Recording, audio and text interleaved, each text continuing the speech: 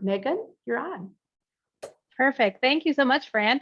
And thank you everybody for joining today. I know you had a lot of really great options for these breakout rooms, so I appreciate you taking the time to learn a little bit more about VOTE411. So hopefully everybody is able to see my screen. I have two screens here and I can see the chat box and all of your videos, and then I have my PowerPoint up here. So if for any reason things aren't moving along, I can't actually see the presentation, so just let me know. But yes, I am very excited to give you all kind of a high-level overview of what VOTE411 is. I recognize many of your names in this session, so you already know a lot of this information, but I also am going to be giving kind of a sneak peek for the brand new voter guide system that we're launching in just a couple of weeks. So you'll be able to see some of that content and what we've been working on this last year.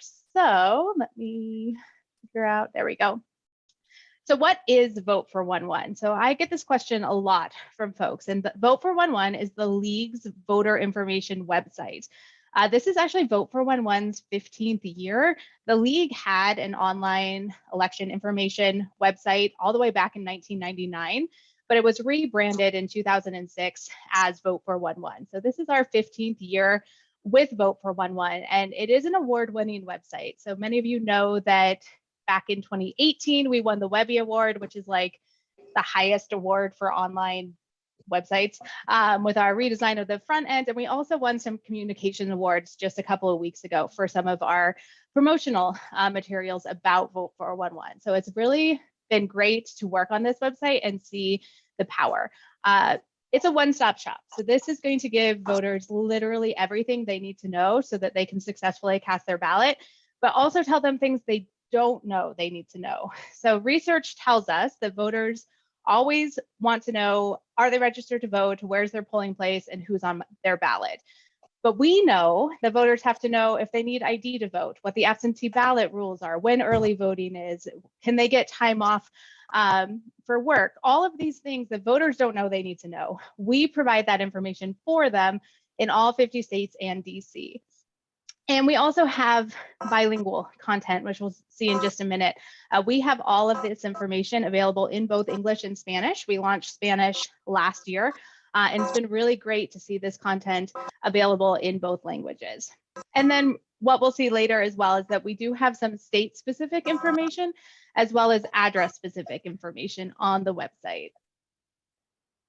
So here's just a quick screenshot, and many of you who've been in trainings with me know that I like to actually not use PowerPoint, but work directly on my computer.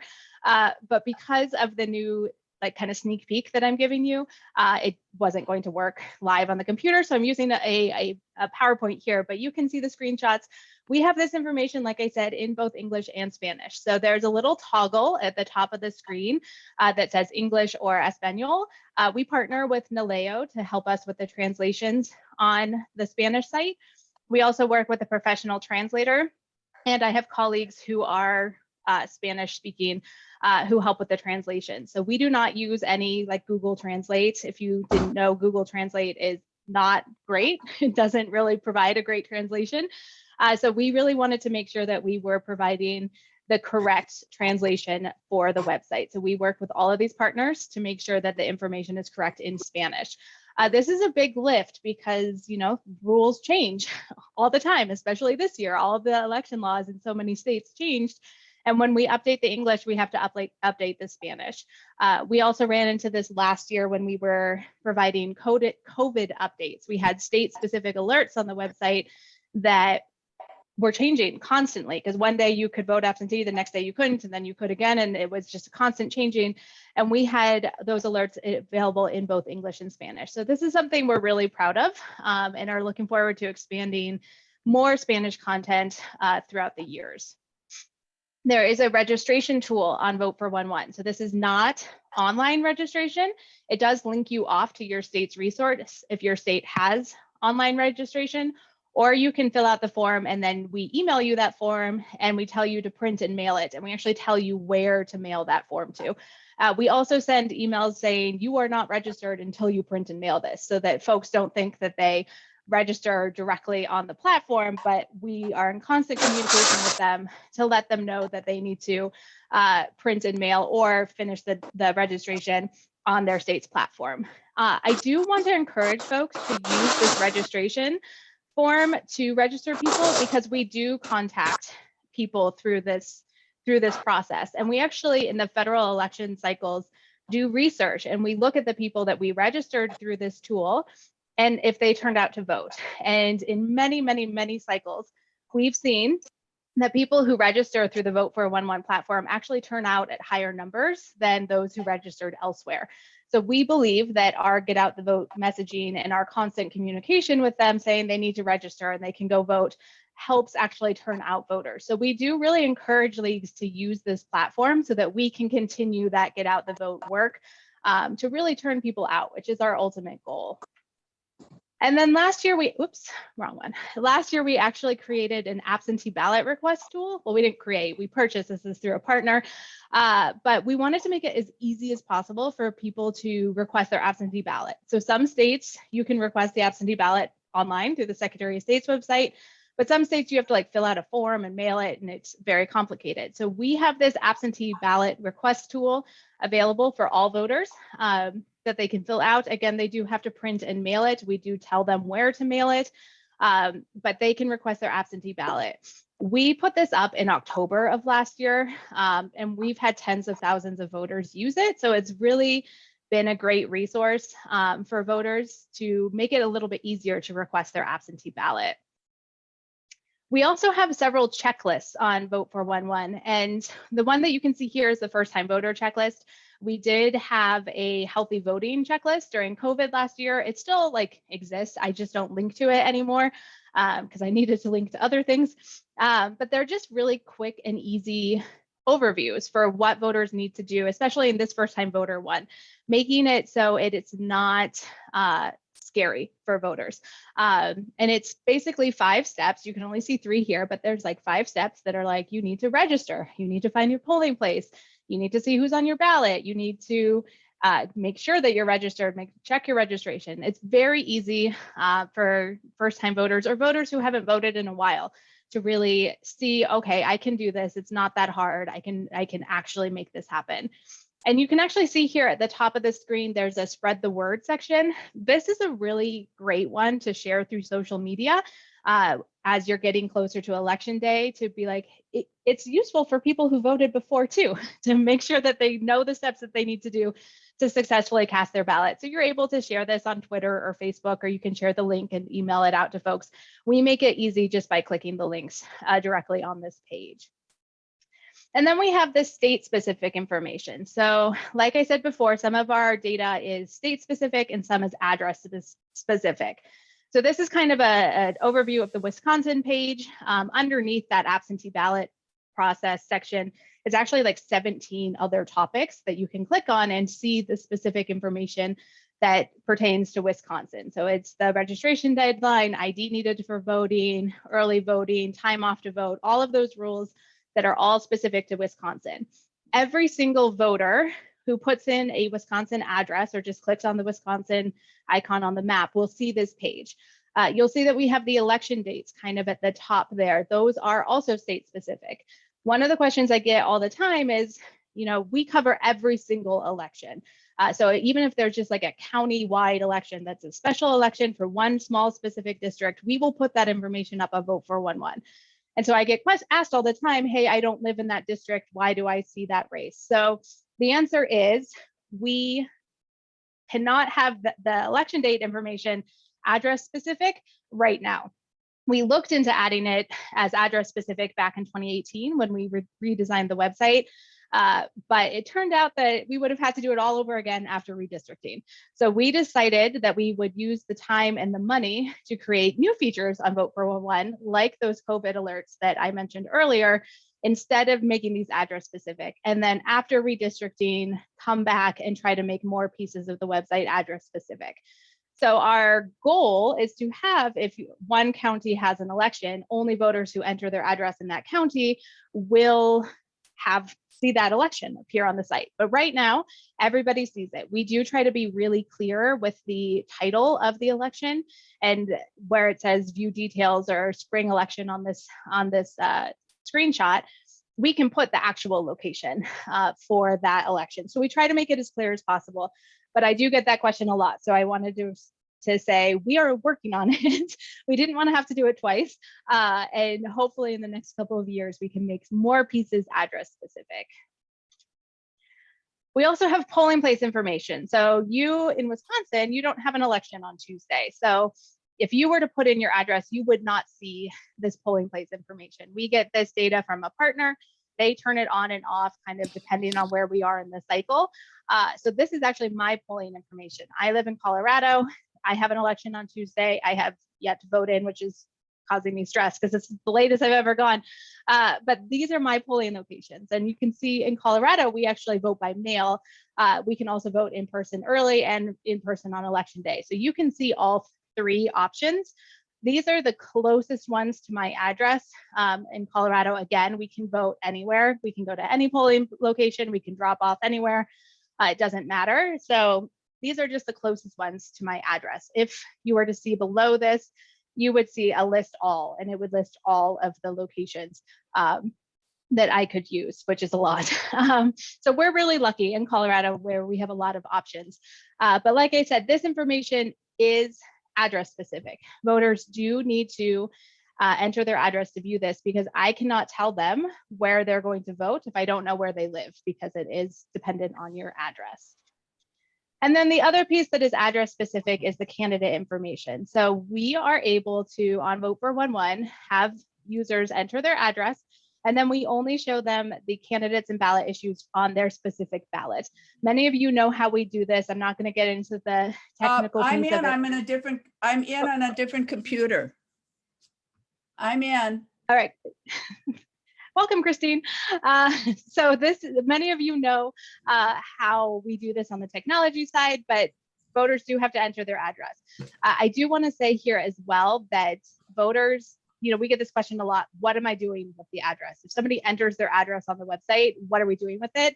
And the answer is nothing. I can't see the address. We don't collect the address. It literally just goes to pull up their specific information. We are not tracking them. We are not mailing them anything. Nothing's happening with their address. And we do that because, voting is a personal thing, and we don't want people to enter their address and then think that we can see who they've made their selections for. So we can't say anything, but we do need them to put their address in if they're going to see their specific ballot. And so again, these are school board districts that are on my specific ballot. All this information was put in directly by the candidates. So the leagues email candidates and ask them to answer our questions, and then the candidates answer the questions. And the main thing that really sets VOTE411 apart versus other resources out there is that we let candidates answer our questions in their own words. It's completely unedited by the league. We actually have a disclaimer underneath the ballot that says it's unedited by the league, and this information came directly from the candidates. And that's really important because how candidates answer our questions, and even if candidates answer our questions, matters to the voters. So I manage our voter information inbox. So I get emails from voters all the time. And I cannot tell you how many voters email and say, hey, such and such candidate didn't answer the questions. I really wanted to vote for them because I've seen their information on TV, but they don't trust the league enough to answer your questions, or they don't respect the league enough. So I feel like I cannot vote for them. It matters to the voters if candidates don't answer our questions, but it also matters how they answer our questions. So I get questions all the time from leagues that are like, the candidate didn't really answer our question. They went off on a tangent. They didn't answer the way we think they should have answered. And my answer is always, let them answer. This is a job interview for them. So if you ask somebody a question and then they go off on some weird tangent, that is showing the voters something. Either they're not able to successfully fit that job and do those duties, or the people might agree with that tangent. So really letting the candidates speak for themselves is key to our voter guide. And we've been doing it for 100 years this way. And I honestly think that we are the best at this and provide the most information for voters, letting candidates speak directly. This year we have 27,000 candidates on VOTE411, and that's with 30 states having an election on Tuesday. So we've got a lot of candidate information on the website. All right, so we've got 15 minutes left. So I wanted to show everybody the redesign. So I said that, we email the candidates and we ask them our questions. And the way we do that is through this technology. The league actually was gifted this technology in 2017. We used to purchase it. It used to exist kind of outside of the league. They decided they didn't want to exist anymore. So they gave us the technology, and it is old and it is needing a redesign. And so this whole past year, I have been working on redesigning the technology we use to contact candidates. So the next little piece here is going to go into kind of what that looked like, and then give you guys a little bit of a sneak peek on what it's going to look like when you actually get access to your guide. So I have been spending this entire year talking with leagues. Actually, a couple of you on this call helped us with the user testing. So we have been working with a consultant who has been doing one-on-one user testing and focus groups with leagues.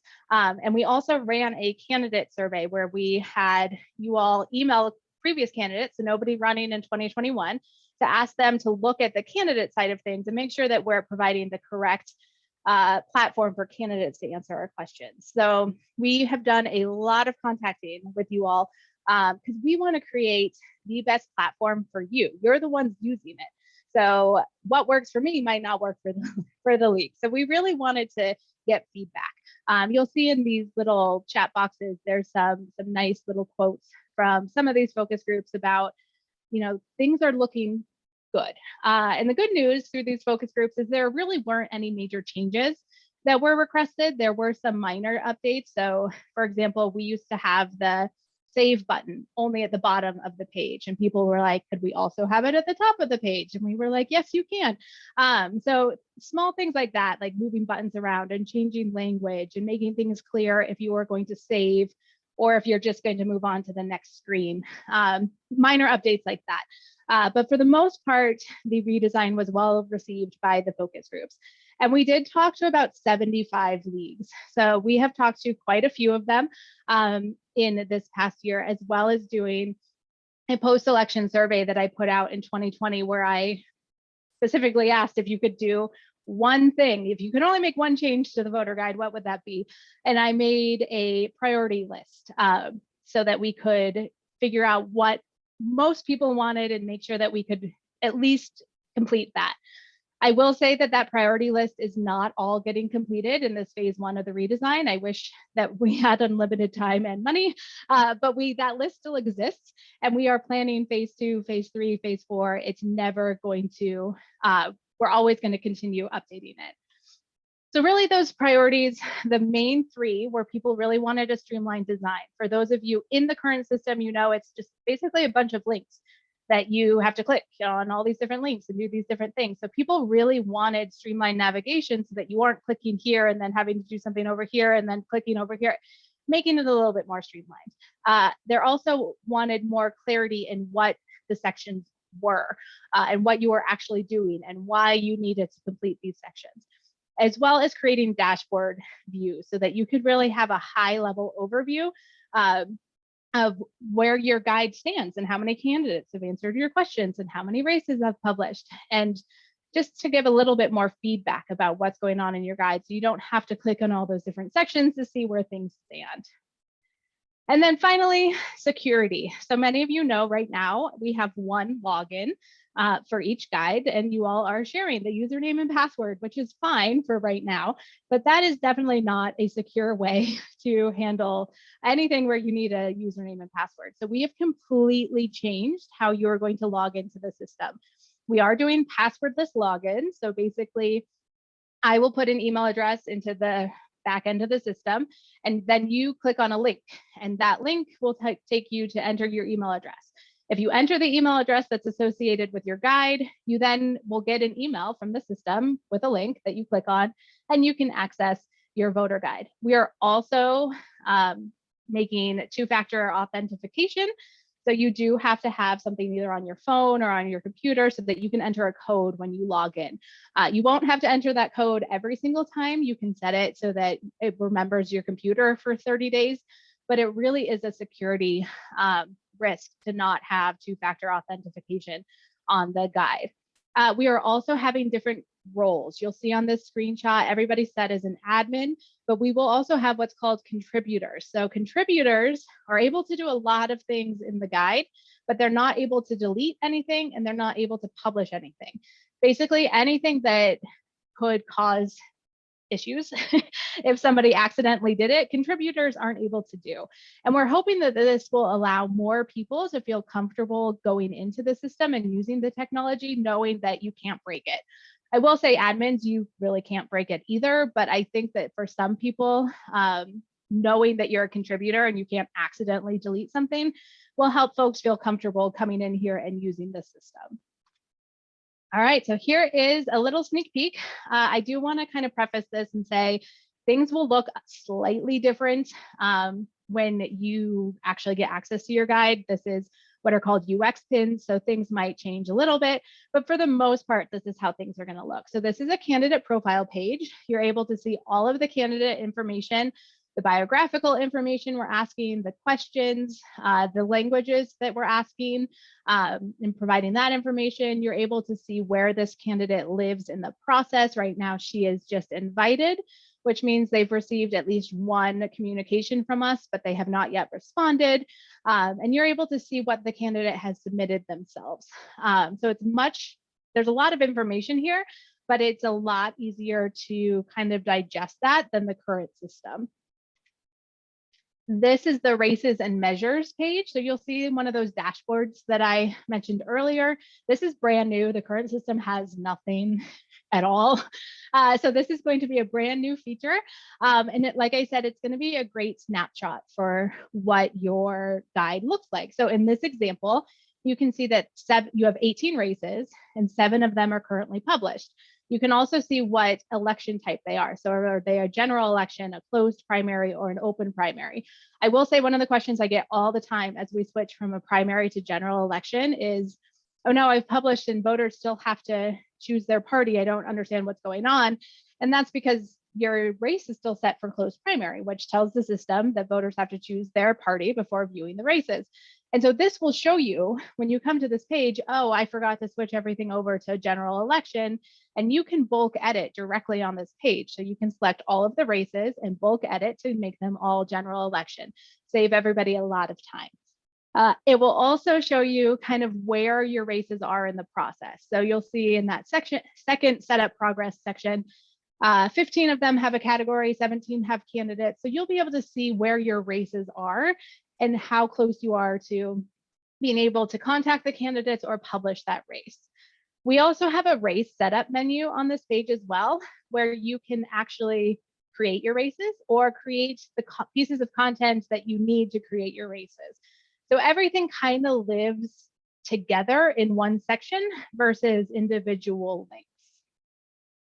And then the mail center. So I did say that we email the candidates to ask them our questions, and this is where you're going to be spending most of your time. For those of you in the current system, this is replacing the campaign tracker. I will say one of the pieces of feedback we got on this page through those focus groups was, you'll see there are 3 tabs: unsent invitation, invited, and responded. And one of the questions we had was, hey, can I see everybody all at one time instead of just these different groups? And this was a piece that we actually did not update this page. We are keeping them segmented out, and we're doing that, and you won't be able to see the page, but there is a candidates link at the top that you'll see here, and that's where you're going to see literally all of the candidates listed together. But we really wanted these folks segmented so that you're able to see, who do I still need to invite? Who has already been invited but isn't responded yet? And who's responded and they're great and they're my favorite candidate? And then allow you to do bulk actions with these groups. So in this section, you can invite everybody in the unsent invitation. In the invited section, you can remind them, you can send an invitation, or you can move them to respond it. So it is going to allow us to kind of do more work without having to search and filter and sort and do all these other pieces all together. I'm really excited about this mail center piece. I will say you are also able to generate a snail mail letter through the mail center, which you only have to use if you can't find email addresses. But you are able to generate that letter directly here as well. So it's not like a separate spot. So I just saw a question in the chat about training, and that is the next piece that we are on. So yes, there is going to be a lot of training. So this is like a kind of ugly calendar, but this is what November is going to look like. So Tuesday is a general election. So you all don't have an election, but 30 other states do. So I've been working really hard on that general election piece as we're doing this redesign. Sometime the week of the 8th is when the technology is supposed to be done from our developers so that I can get in there and test it and make sure things are working correctly. I am also working on a written how-to with the pieces that are currently live that will have screenshots and written instructions and all that. So I will try to finish that the week of the 12th. The week of the 15th is going to be our first training. It's actually scheduled for the 16th at 2 p.m. Eastern time. Those of you who are in my VOTE411 listserv, I will be sending out the link to register through that listserv probably on Monday. For everybody else, I will be sending it out through the league update, which comes out on Thursday. That's how I'm going to link to these trainings. If you work and 2 p.m. Eastern time doesn't work for you, don't worry, because all the trainings that I'm doing them kind of all over the place. So I'm going to be doing after hours trainings. I'm going to be doing weekend trainings. There's going to make it as flexible as possible so that everybody's able to attend. These trainings are also going to be recorded, and we are going to have a VOTE411 information page on the league management site where we're going to link to these recordings as well as the smaller recordings that I am doing. So I'm going to be doing kind of private, because it's just going to be me, trainings and recording them on specific features. So the districting piece that people always have questions about, and the mail center and bulk import and all these little things, I want to do like 5-minute webinars that go over small, very detailed information. And I'm going to be linking that on the league management site. I do want to note that LWV US offices are closed for Thanksgiving. I am actually having surgery on the 23rd, so I might be out for a couple of weeks, but my colleague Isamar, who many of you know, will be in and will be doing the trainings as well when I am out. Hopefully I'm just out for a couple of days. That's my goal. December, we're going to be doing more trainings, and then I really want the league management site done and ready to go by December 13th or sometime in that week, so that I can share that link and you all can start watching the trainings and see the written instructions and do all of that piece. And then the LWBUS offices are not closed, but everybody's in and out the week of the 20th and the 27th. So there's going to be reduced staffing available. Isamar and I are not out the same week. So there's always going to be a VOTE411 person in the office to answer any questions. And then January, I want to start giving admins access to their 2022 guide the beginning of January. Now I say that, but I've already been in talk with the state league with Eileen, and I know you all have a very early election. You have a spring primary. So many of you want to get started in December. We can make that happen. You just won't be inputting information in the new system. You would actually use the old system in December, and then when we go live with the new system in January, everything gets brought over. So you can start in December, it just won't be this new technology. So I have been in talk with Eileen about that, since you all have an early election next year. And then also I will be doing state-specific training. So if you all have a voter service call, or you really want to schedule a Wisconsin-specific training, I will start scheduling those in January. I want to focus on the more broad, anybody can attend trainings. And then in January, we'll start scheduling the state-specific training. So there is going to be a lot of opportunity to get trained on this new system. And I will say that I've been doing the written instructions, and it's a lot more intuitive.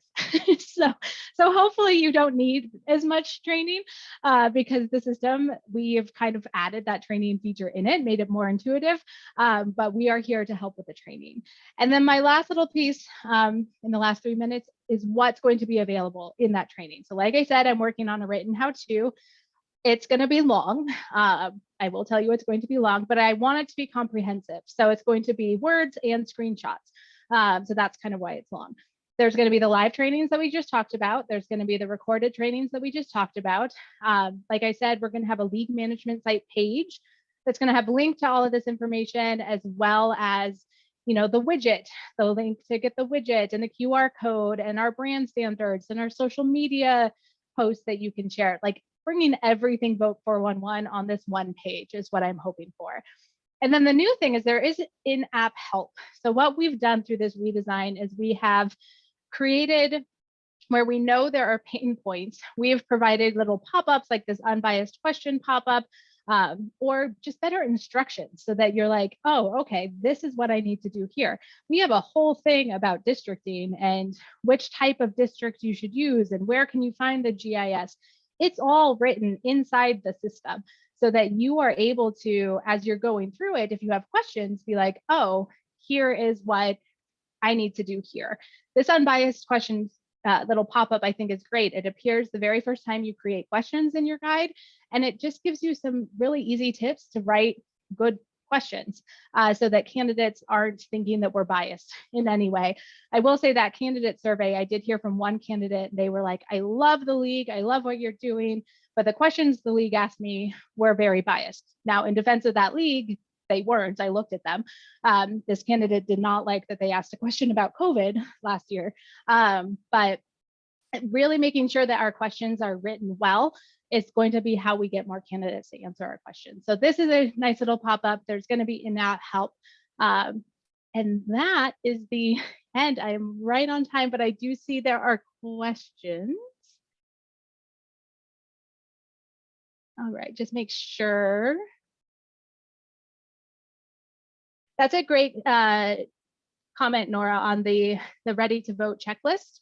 More of a like general voters, like sharing first time label might not go well with those that are seasoned voters.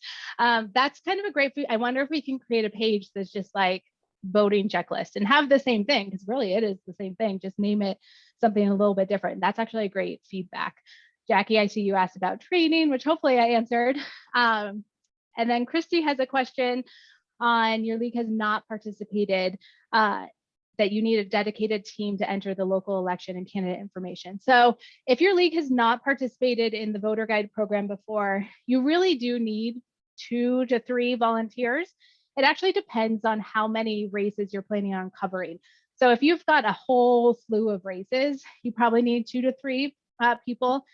One person can do this themselves, but you do have to be dedicated to it. The Washington League has 5 people and they cover tens of thousands of races. They cover every single race in their entire state. But they've been doing this for years. So you do kind of need a group of people who will spend time to do this work, because it does take time. The local election information comes from me. You don't have to do anything with that. I enter that. I do the research. So it's really just the candidate information.